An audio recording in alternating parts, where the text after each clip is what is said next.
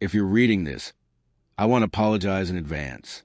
I'm sorry this is so long, but there's a lot I've been carrying for far too long. I trust you all, and now I have to tell my story. I don't expect you to believe me. Most of you probably won't, but I'm telling it anyway, so at least it won't die with me. For a long time, my two closest friends, Logan and Joel, and I had a ridiculous tradition. Every time one of us had a birthday, the birthday boy got pranked. It all started in high school back in the late 90s. We would wait for each other's birthday to get one over on the other, and it became this ongoing tradition. Let me tell you a bit about my friends first. Joel was always the skinny one.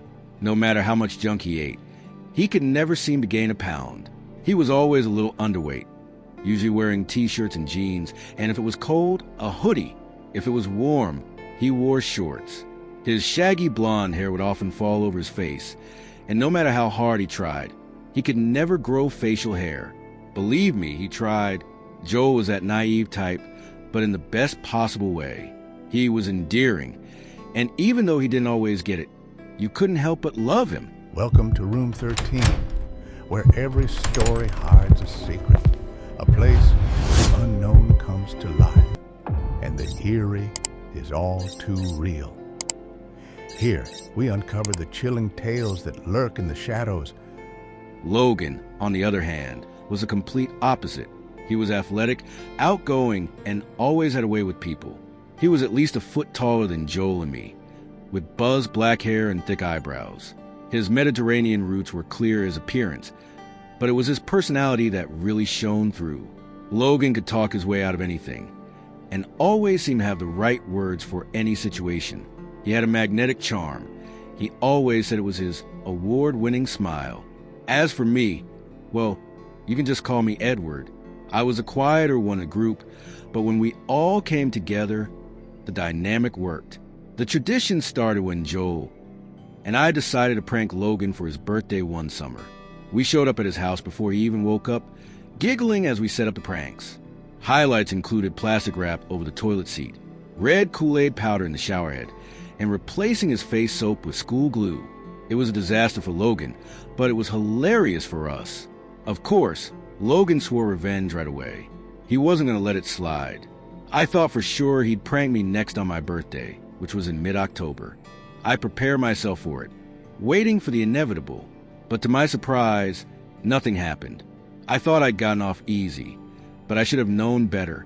The prank didn't come until Halloween night. I spent the evening trick-or-treating with my little cousin.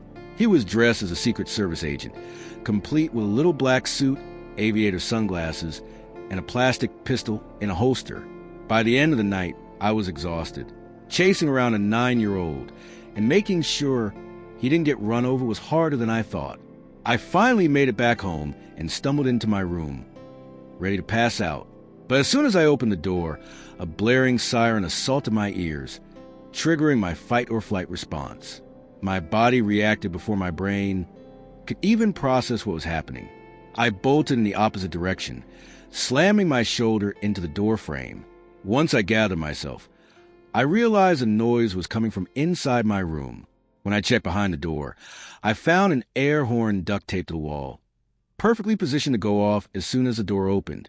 I knew exactly who was behind it. Joel, of course. Joel's birthday came around in late January, and Logan and I had something big planned for him. Logan invited Joel over for a night of playing StarCraft, pizza, and junk food. I pretended to have other plans so I could stay out of the loop. While the two of them hung out, I snuck into Joel's house and kidnapped his 2-year-old dog, Rocco. The next day, Joel was convinced his dog had run away, which for him was the worst prank we could have pulled. I actually felt bad about it, but it wasn't long before we told him the truth.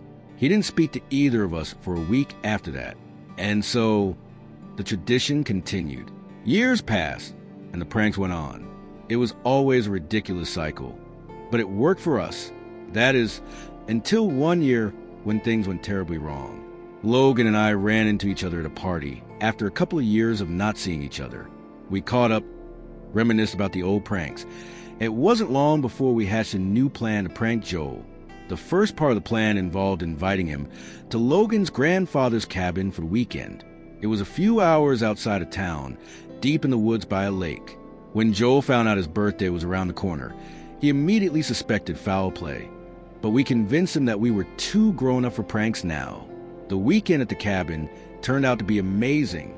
We had a great time, drinking, goofing off, and telling ghost stories by the campfire. On the second night, after we were all pretty toasted, Logan suggested we take his grandpa's boat out on the lake.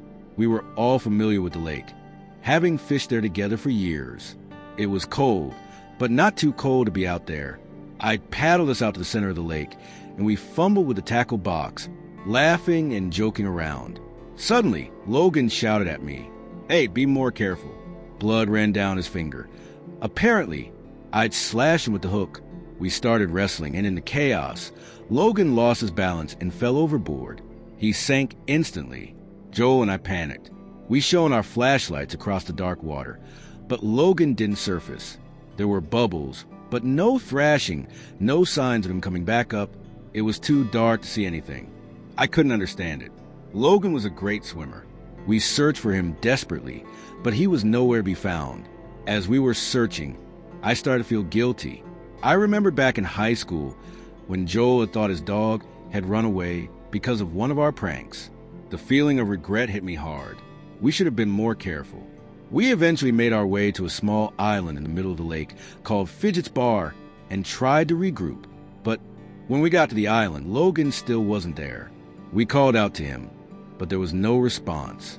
Eventually, we went into a small shack on the island, hoping to find something. We heard Logan's voice from inside the shack, but something was wrong. It didn't sound right. It was distant and echoed in a strange way. As we searched the shack, we found no sign of Logan. But when we went outside to check the well, we heard Logan's voice again. It was coming from the well.